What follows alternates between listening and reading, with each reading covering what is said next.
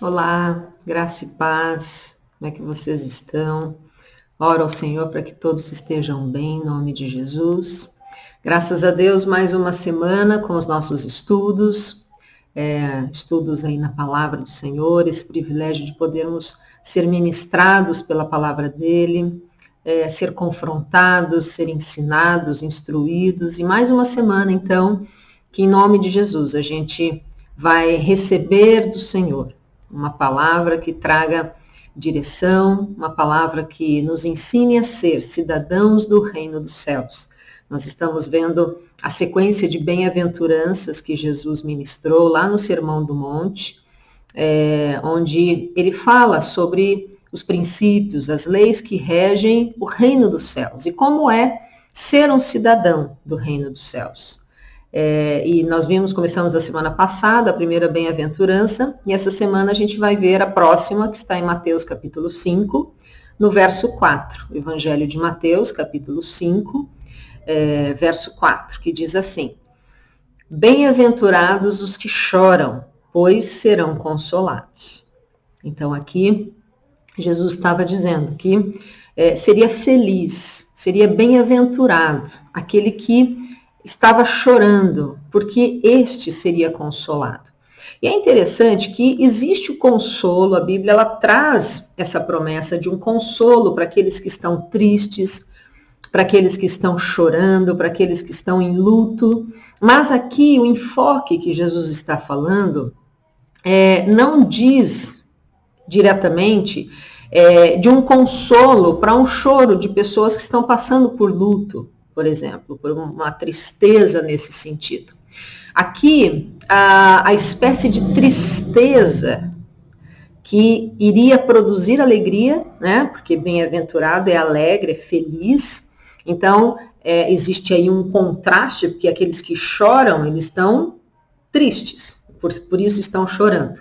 Mas a promessa é que esses teriam a alegria de Cristo e o consolo que viria dele.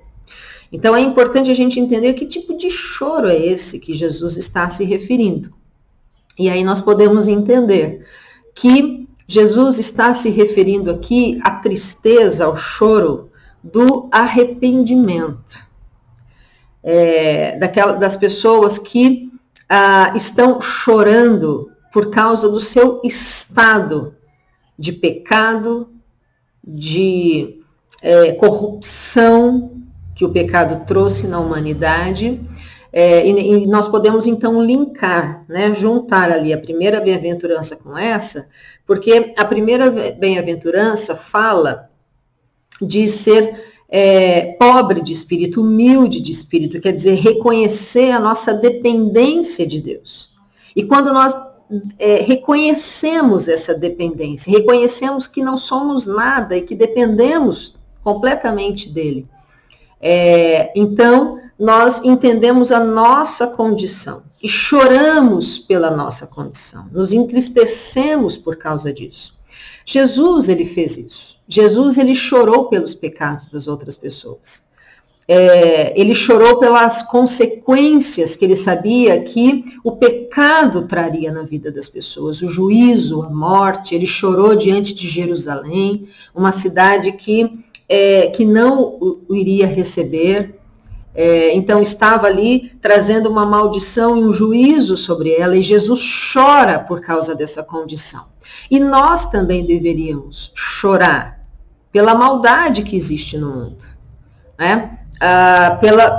Por aquilo que, pelas consequências, por aquilo que o pecado trouxe à humanidade. Isso deveria nos entristecer.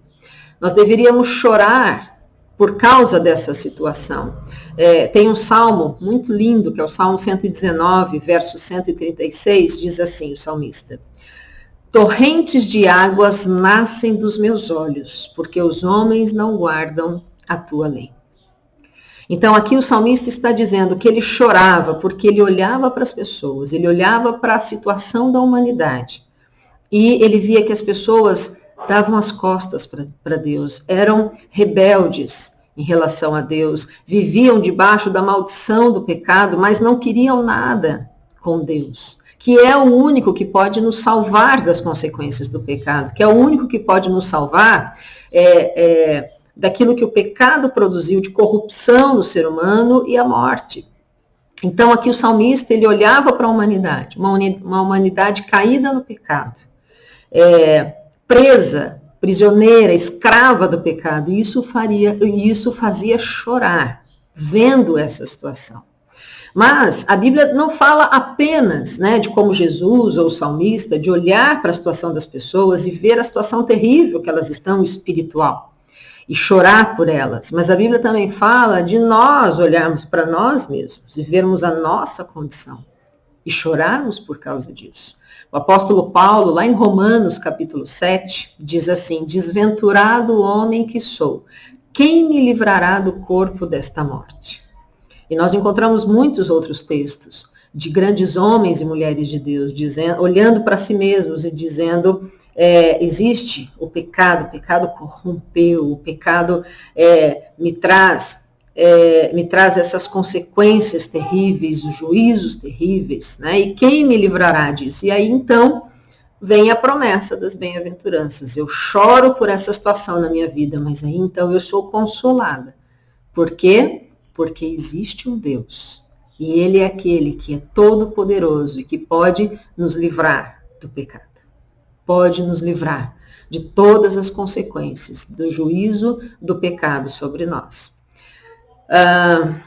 As pessoas que choram, que lamentam a sua própria maldade, serão consolados. E consolados pelo único consolo realmente que alivia o desespero, quer dizer, o perdão da graça de Deus. Consolação, consolador, de acordo com o Antigo Testamento, era uma das missões que o Messias viria trazer. Ele viria para ser o consolador. Lá em Isaías capítulo 61, diz que o consolador, o Messias que viria, ele curaria os quebrantados de coração. Essa promessa de que Jesus viria, que derramaria óleo sobre as nossas feridas, nos daria paz diante das nossas consciências magoadas, marcadas, traumatizadas pelo pecado. Ele viria para fazer isso.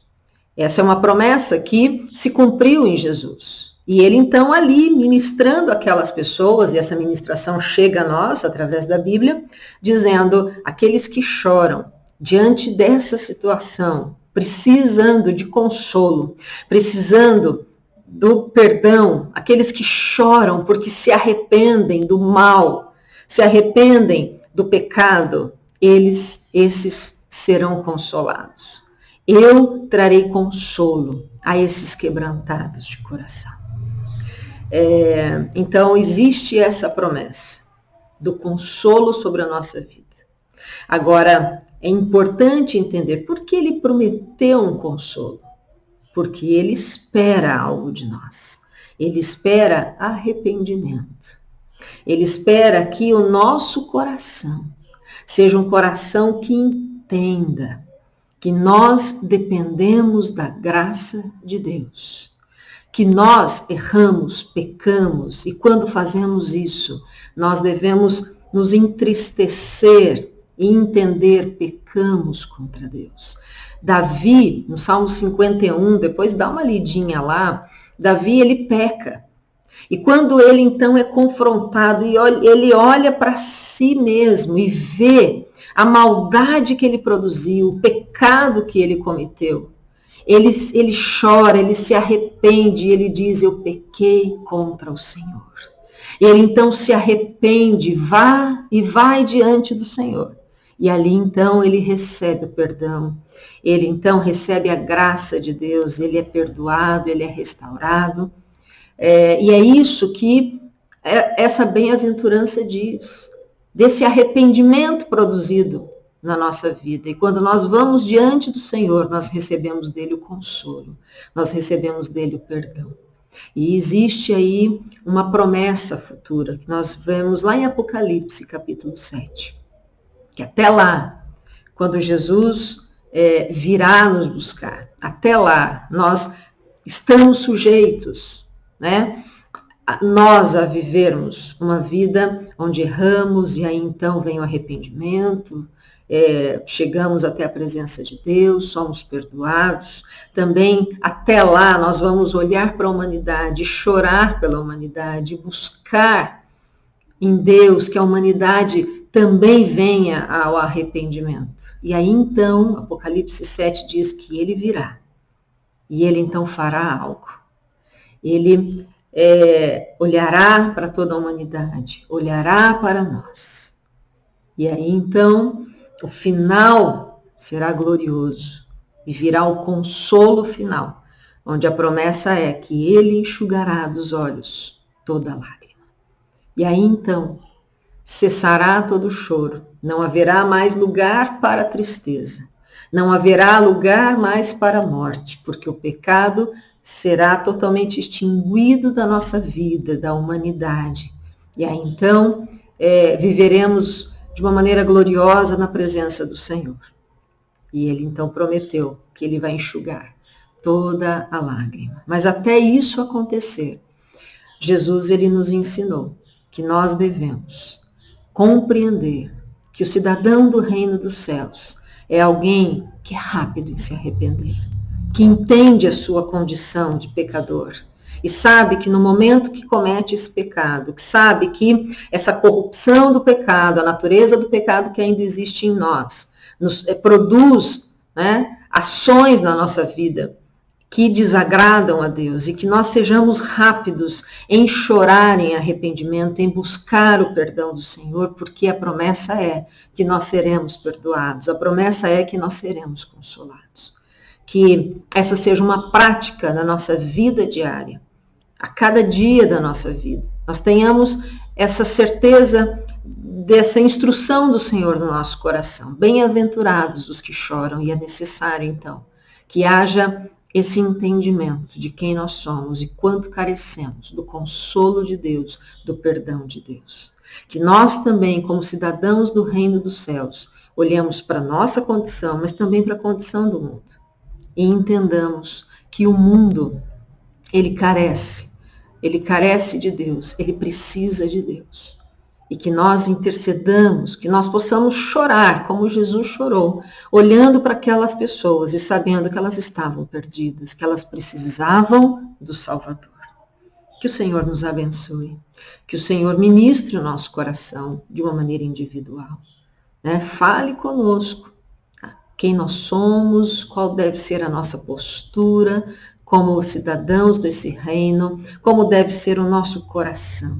Um coração tão rápido a se arrepender, um coração tão rápido a buscar o perdão do Senhor, e um coração tão compassivo, entendendo, eu fui alcançado pela graça de Deus. Eu oro para que a humanidade seja, para que meu vizinho seja, para que meu parente seja, e que nós continuemos aí olhando para a humanidade, chorando e buscando em Deus para que o perdão venha, para que eles venham, se arrependam e que o perdão venha e o consolo venha, em nome de Jesus. Amém? Vamos orar um pouquinho? Senhor, muito obrigada, Pai. Obrigada pela Tua palavra. Obrigada por essa palavra que ministra ao nosso coração, que nos dá instrução, que nos confronta. Muito obrigada, Senhor, pelas promessas que o Senhor coloca diante de nós. Nós te louvamos por esse amor tão infinito, tão maravilhoso. Senhor, e nós pedimos que o nosso coração seja um coração sensível, que seja um coração sensível à voz do Teu Espírito, porque é Ele que nos convence do pecado, da justiça, do juízo, e que nós sejamos muito rápidos, Senhor, a olhar a nossa condição e saber dependemos do Senhor. Olhar para nós mesmos e nos entristecermos com aquilo que não agrada ao Senhor, que existe em nós.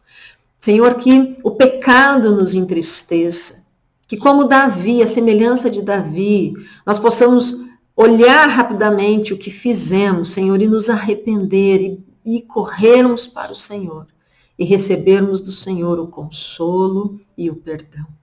Senhor, dá-nos também amor pelas pessoas, entendendo, Pai, que elas também carecem da graça de Deus e que elas precisam ser alcançadas por esse amor. Que nós possamos, Senhor, como Jesus fez chorar pelas pessoas, interceder por elas, para que elas também conheçam o Salvador, para que elas também recebam, Senhor, um coração que se arrepende do mal e que busca o consolo do Senhor. Essa é a nossa oração nesse dia, Pai. Eu peço para que o Senhor abençoe cada um dos meus irmãos, que o Senhor visite cada lar, cada família, que o Senhor continue ministrando de uma maneira muito especial cada coração. Em nome de Jesus nós pedimos, Senhor, e te agradecemos. Amém.